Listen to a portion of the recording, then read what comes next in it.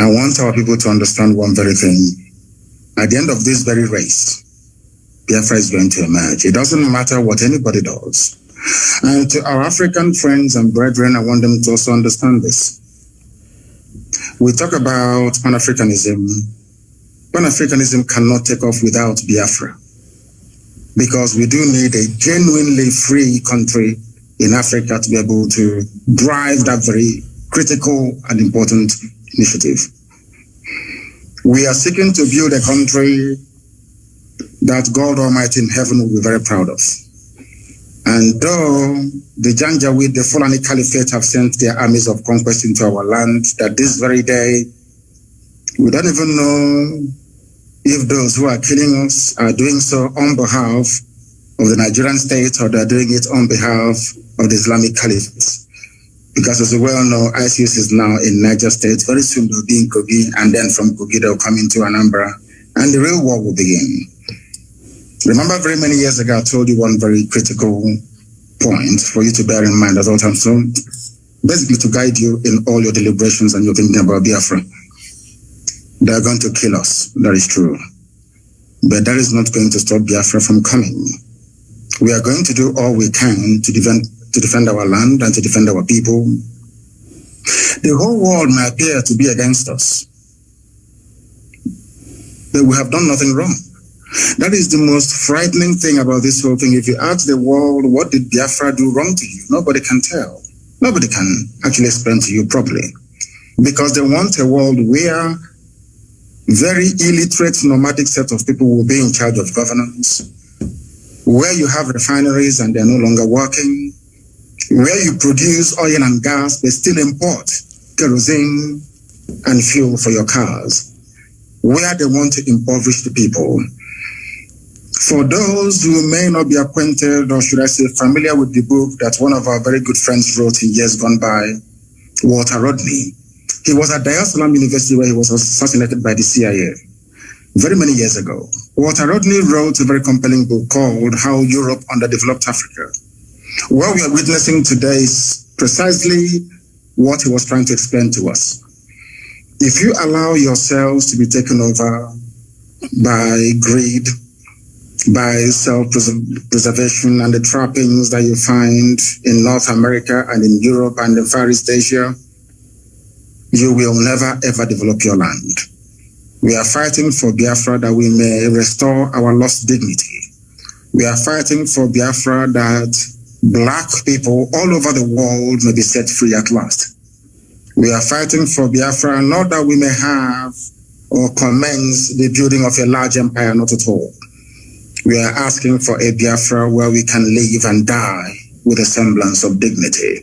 Because right now people are dying, but there isn't any dignity. We must stand very tall and very strong, resist our enemies. That thing that we are thinking now that is impossible to accomplish very soon, you will say it. We must remain resilient. We must remain devoted. We must remain unflappable. We are not going to retreat, not one iota.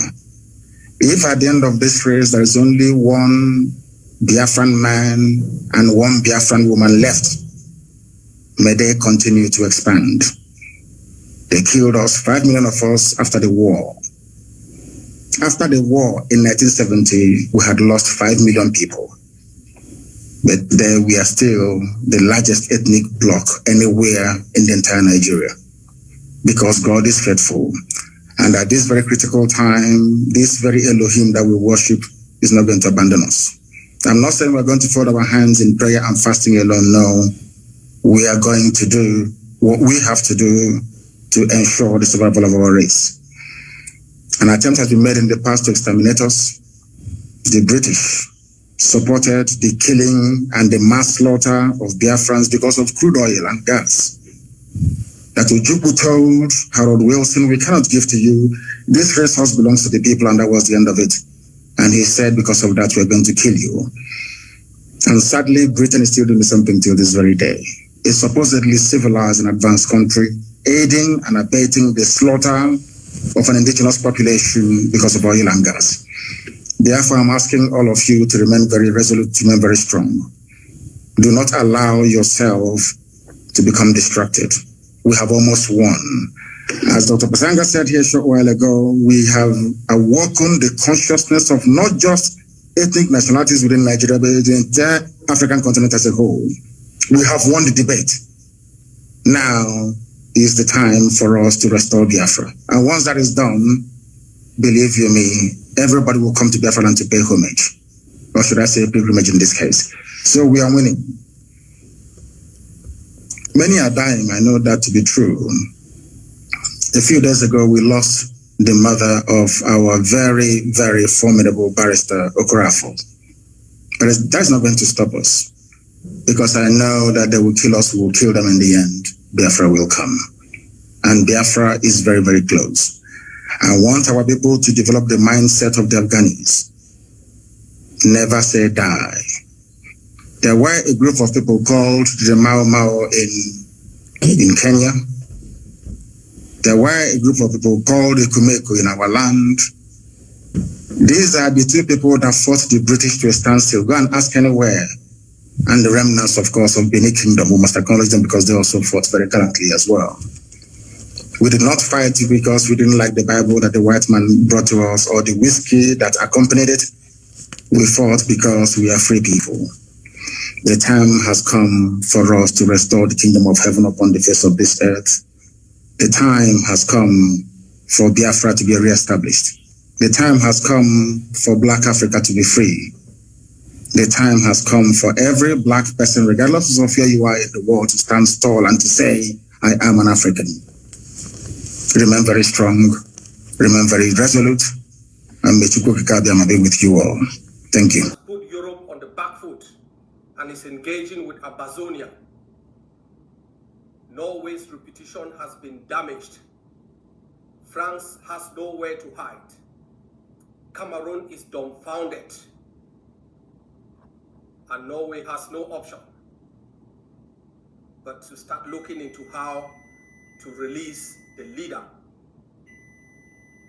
I can confirm to you that this morning between 8:15 and 9:30 Norwegian time, the court in Oslo sat to discuss on the release of Dr. Cho Lucas Ayaba based on the pressure that you Amazonians people have mounted at home, abroad, and in all corners of the globe. Norway knew its reputation as the harbinger of human rights around the world was shattered, is being shattered, and it will continuously be shattered through the continuous detention of the sick. And as such, they initiated a kangaroo court system to save face. Norway, you are caught between the rock and the hard place. There is no legal machinations that would save your reputation. By siding with Cameroon to arrest Dr. Cho, you have inscribed your name in the history book as a rhetorical partner in the preservation of human rights that your diplomatic efforts are anchored on. During that session today, the state prosecutor deviated from the facts that were at play and brought in the issue of keeping Dr. Cho based on the fact that he had not given clear explanation for why he banned, through the aid of sea, the sale of brasseries drinks in Amazonia. The arguments for the state prosecutor remains the economic interests of France and Cameroon that the Amazonian Governing Council, through press releases and policy positions, have banned. Cameroon, we have bad news for you. Through the War Council, the Amazonian Governing Council has instructed all fighters on the ground from now henceforth to put a total ban and stop all activities related to brasseries to Cameroon in Amazonia. It also shows you the connection of France as a majority shareholder in brasseries in the detention of Dr. Cho Lucas Ayaba. It also shows you the connivance of Norway's legal system to arrest to stifle, to deny political rights and free speech. Fellow countrymen and women, the judge has released his verdict on whether to release Dr. Cho or not. And the verdict was in the affirmative, that there was no more reason keeping Dr. Cho. But the state prosecutor has immediately indicated that they are going to appeal. And as such, your leader remains in detention since 2 hours ago because the state prosecutor wants to appeal. Under Norwegian legal system, an appeal window is in the region of 2 weeks. So we expect the state prosecutor to appeal the case, the decision to let Dr. Cho go by the judge during this week or latest next week. And it also takes another week or two to make that judgment. I can assure you that Dr. Cho would be released in weeks and not more months. The pressure from Washington, the pressure from Ground Zero, the pressure from other relevant quarters in Europe are just too much to bear on Norway, who connived with some rogues in Washington, rogues in Paris and Yaoundé to deny political and free voice to Dr. Cho Lucas Ayaba.